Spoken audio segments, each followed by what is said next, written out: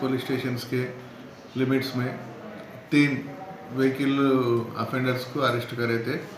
उसमें दुर्गा प्रसाद और इरशाद बोल के 2 जने हैं। उसके साथ एक माइनर बॉय भी है।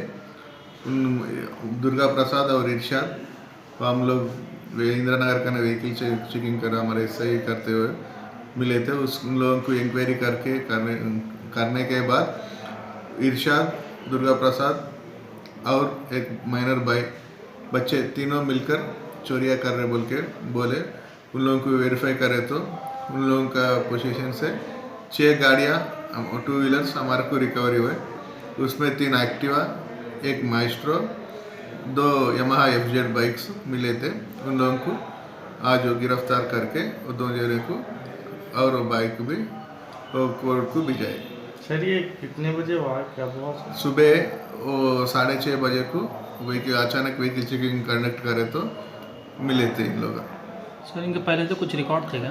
एक माइनर बच्चे यही पुलिस स्टेशन से 2 साल पहले कोर्ट को गए थे।